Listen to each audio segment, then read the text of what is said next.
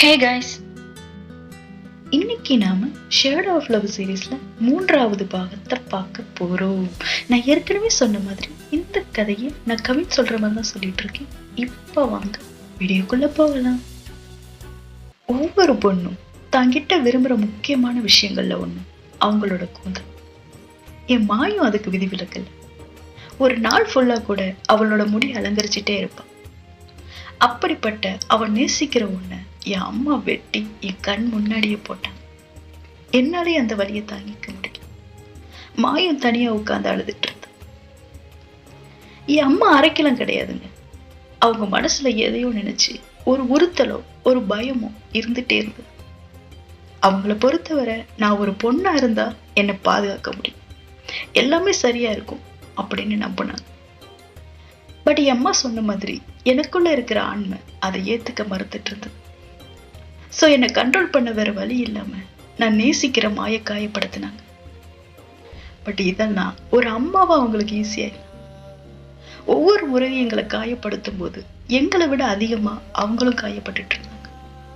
நாங்களாவது ஒருத்தருக்கு ஒருத்தர் ஆறுதலா இருப்போம். பட் என் அம்மா அதை பத்தி யாருக்கிட்டையும் பேசவும் முடியாம தனியா உட்கார்ந்து அழுதுட்டு இருப்பாங்க. அன்னைக்கு மாய சிரிக்க வைக்க என்னால முடிஞ்சது நானும் என்னோட ஹேரை கண்ணா பின்னான்னு கட் பண்ணிக்கிட்டது மட்டும்தான். நான் அப்படி கட் பண்ணிக்கிட்டு அவ பக்கத்துல போய் உட்காந்து, என்னை மன்னிச்சிரு மாய், என்னாலதான் உனக்கு இப்படி ஆச்சு அப்படின்னு சொன்ன. அதுக்கு மாய், அதை விடுக்கவே, நீ இப்படி நடக்கும்னு நினைச்சிருக்க மாட்டல்ல. மோரோவர் நீ படுற கஷ்டத்தை விட இதெல்லாம் ஒண்ணுமே இல்லை. சோ நீ மன்னிப்பு கேட்க வேண்டாம், நான் கொஞ்சம் தனியா இருந்தாவே போதும் அப்படின்னு சொன்ன. இதெல்லாம் அவன் என்னை பார்க்காமலே சொல்லிட்டு இருந்தான். அப்ப நான் அவ முன்னாடி போய் என்ன காட்டினேன். என்னை பார்த்ததும் என்ன கொடூரம் இது அப்படின்னு கேட்டேன். அப்படி சொல்லாதடி, இதுதான் இப்ப சூப்பர் ட்ரெண்ட் ஆக போகுது பாரு அப்படின்னு பேச ஆரம்பிச்சு அவளை சிரிக்க வச்சு. இப்படியே எனக்கு எவ்வளவு கஷ்டம் இருந்தாலும் எங்க 2 பேருக்கு இடையில இருக்கிற ஒற்றுமையினால அது எதுவுமே எனக்கு பெருசா தெரியாம இருந்தது. 4 வருஷம் முடிஞ்சு மாய் அவளோட கிராஜுவேஷனை கம்ப்ளீட் பண்ணான். எனக்கும் ப்ரமோஷன் கிடைச்சது.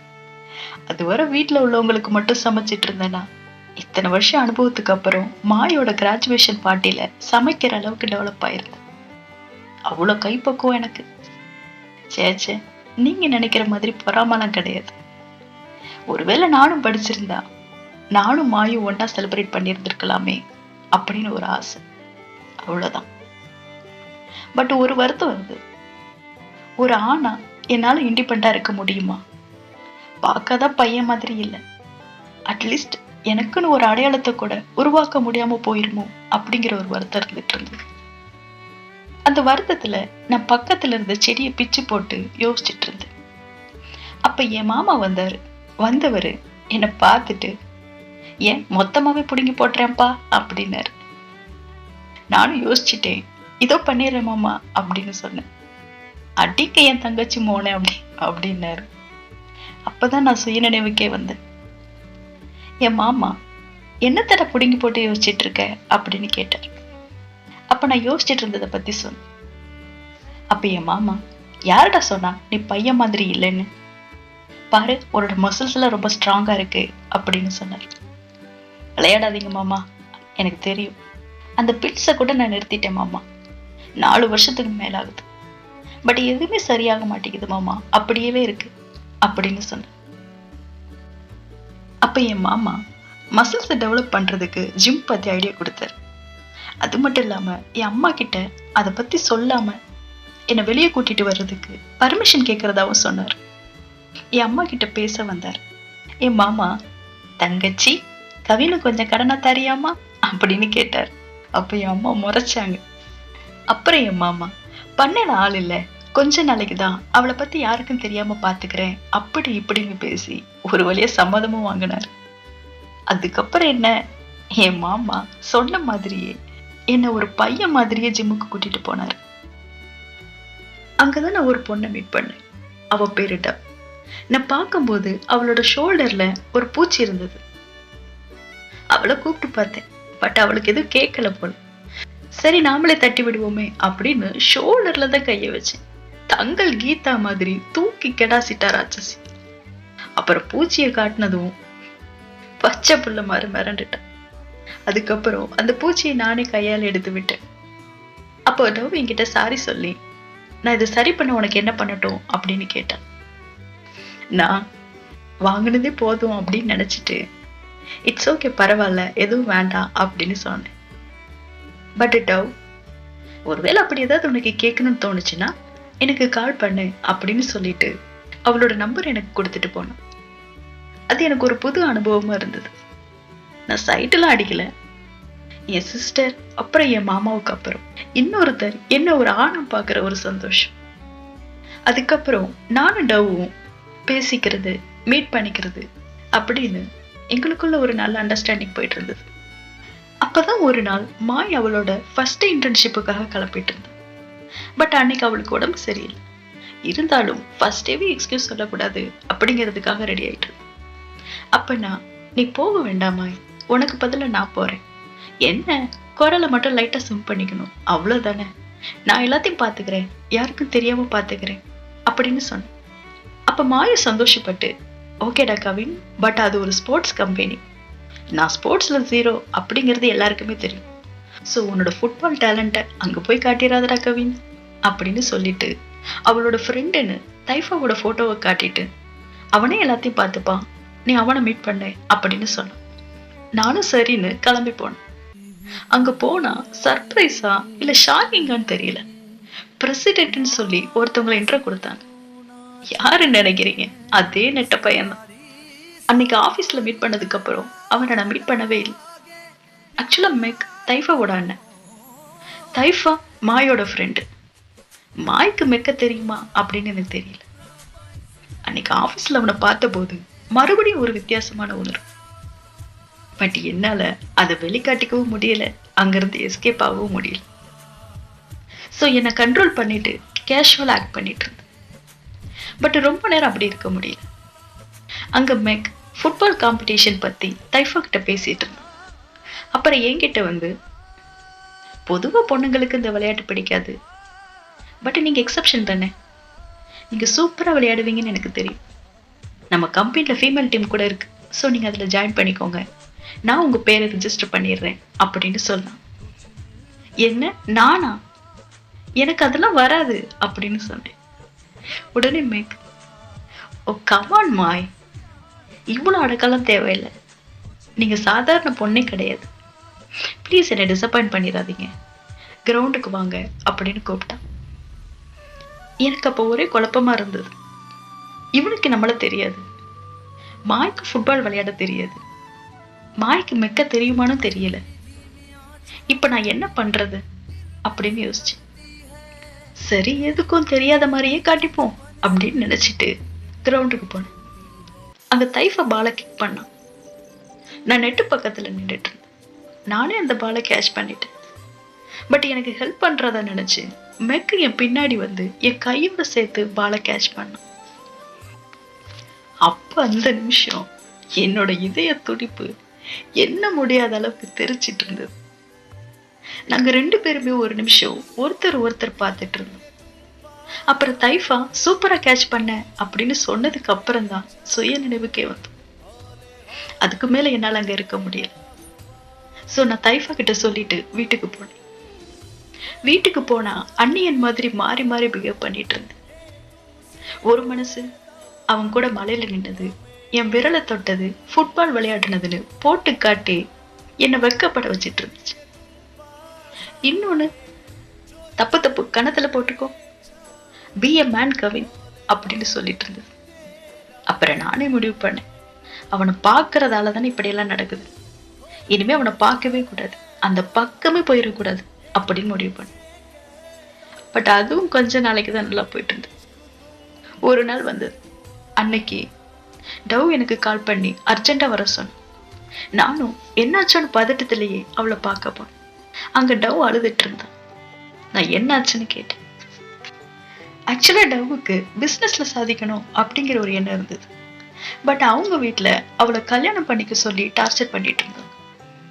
அவளுக்கு அதுல இஷ்டம் இல்லை அப்படின்னு பல முறை சொன்னாலும் அதை கேட்கிற நிலைமையில அந்த வீட்டுல யாரும் இல்லை, குறிப்பா அவளோட தாத்தா. பொண்ணுனாலே கல்யாணம் பண்ணிக்கணும், குழந்தை பெத்துக்கணும், அது மட்டும்தான் அவங்களோட கடமை, அதுக்காக தான் அவங்க பறக்குறாங்க அப்படிங்கிற மாதிரி பேசுவார். எப்பெல்லாம் இந்த டாபிக் வருதோ அப்பெல்லாம் டவ்வுக்கும் அந்த தாத்தாவுக்கும் சண்டை வரும். அப்படிதான் அன்னைக்கும் வந்திருக்கு. என்னோட வாழ்க்கையை வாழ்றதுக்கு எனக்கு உரிமை இல்லையா அப்படின்னு சொல்லி கேட்டிருக்கு. அப்ப அந்த தாத்தா, நீ இவ்வளவு நாள் வாழ்ந்ததே என்னோட பணத்துலதான், சோ உன்னோட வாழ்க்கை எனக்கு தான் சொந்தம் அப்படின்னு சொல்லியிருக்கு. இதனால பிக்ஸ் ஆன டவ் சூசைட் பண்ண ட்ரை பண்ணிருக்கு.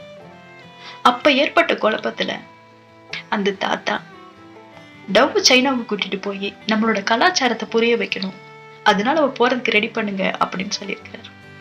இதனால காண்டான டவ் வீட்டை விட்டே வெளியே வந்துட்டதா சொல்லி அழுதுட்டு இருந்தா. அவ அப்படி அழுதுட்டு இருக்கும்போது என்னால அப்படியே விட்டுட்டு போக முடியல. சோ அன்னைக்கு நைட்டு நான் அவ கூட ஸ்டே பண்ண வேண்டிய சூழ்நிலை. நான் எப்பெல்லாம் டவ்வை பார்க்க வெளியே வரணும் அப்பெல்லாம் சில நேரங்கள் என்னோட மாமா, சில நேரங்கள் என்னோட சிஸ்டர் மாயின்னு எனக்கு ஹெல்ப் பண்ணி என் அம்மாவுக்கு தெரியாம அதை பார்த்துட்டு இருந்தாங்க.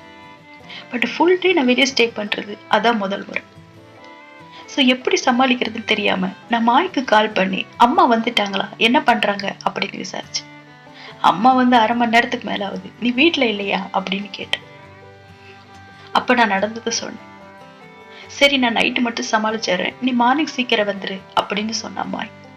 அவ சொன்ன மாதிரியே நைட்டு மாய் சமாளிச்சிட்டான். பட் மார்னிங் நான் சொன்ன மாதிரி சீக்கிரம் போக முடியல.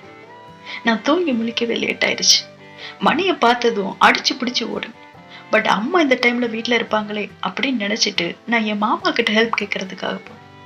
பட் அவரு என்னன்னா, போச்சு போச்சு எல்லாம் போச்சு, நான் ஜஸ்ட் டேட் மட்டும் தானடா சொன்னேன், நீ என்ன ஃபுல் நைட்டு ஸ்டே பண்ணிட்டு வந்திருக்க, எல்லாம் போச்சு, இப்ப அந்த பொண்ணு பிரெக்னென்ட் ஆனா என்ன பண்றது அப்படின்னு புலம்ப ஆரம்பிச்சிட்டாரு.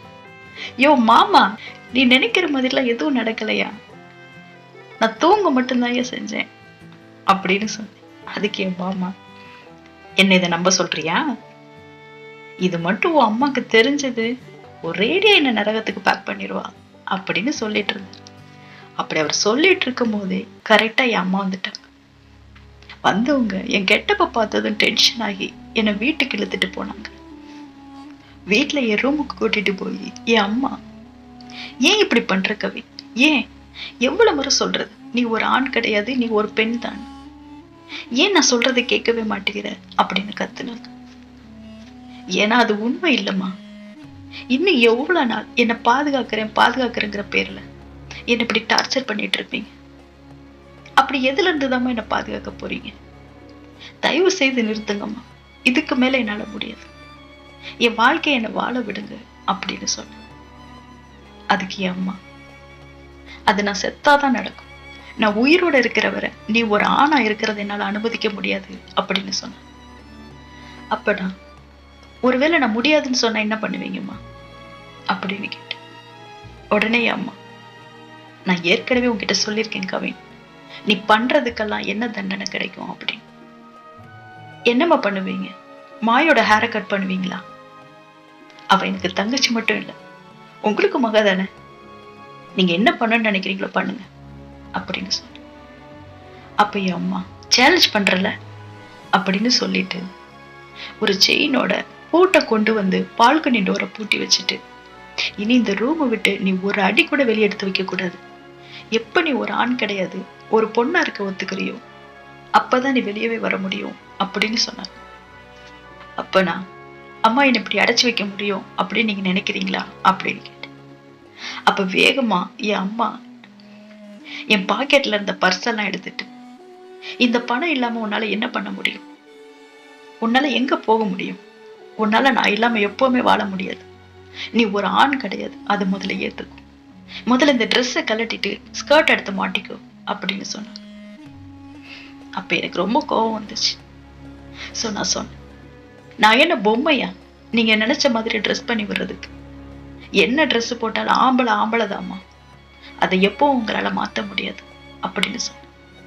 அப்ப என் அம்மா என்னை ஓங்கி ஒரு அறை விட்டுட்டு, உனக்கு யாருக்கிட்ட எப்படி பேசணும்னு கூட தெரியாம போச்சுல அப்படின்னு சொல்லிட்டு என்னை உள்ள வச்சு ரூமை லாக் பண்ணிட்டு போனாங்க. அப்ப எனக்கு சொல்ல முடியாத அளவுக்கு கோபம் வந்துச்சு. பொருள் எல்லாத்தையும் போட்டு உடைச்சு வெறுப்புல கத்து. இந்த விஷயம் எல்லாம் என் மாமா சொல்லி மாய் என்னை பார்க்க ஓடி வந்தான். நீங்க இருக்கிறவரை இந்த வேதனையை தான் அனுபவிக்க வேண்டியிருக்கும் கவின். உன்னால முடியும்னா நீங்க இருந்து போயிருக்கவே அப்படின்னு சொன்ன. இந்த ஒண்ணு நான் பல நாள் யோசிச்சிருக்கேன். பட் அந்த முடிவை நான் எடுக்காம இருக்க காரணம் மாய் மட்டும்தான். என்னால அவளை தனியா விட்டுட்டு போக முடியாது. நான் அவளோட அண்ணன்.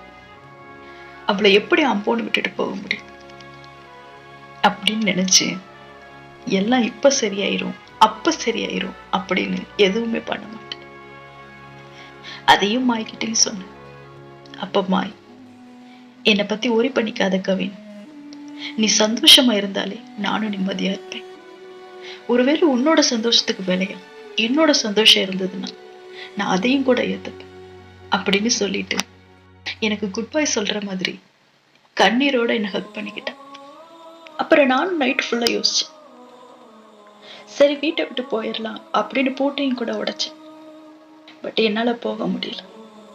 அதுக்கு பதிலா என்ன நானே அழிச்சுக்கணும் அப்படின்னு முடிவு பண்ண.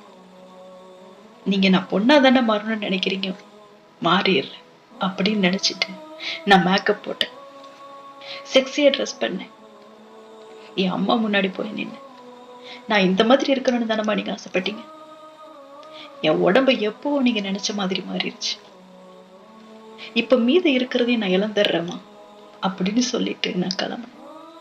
அப்ப என் அம்மா என்னை தடுத்து, எங்க போற நீ, நான் உன்னை எங்கேயும் போக விட மாட்டேன் அப்படின்னு சொன்னாங்க. அப்ப நான் இந்த மாதிரி அழகா ட்ரெஸ் பண்ணிட்டு வேற எங்கம்மா போக முடியும், வேட்டையாட போறதுக்கு தாம போறேன் அப்படின்னு சொல்லிட்டு நான் கிளம்புனேன்.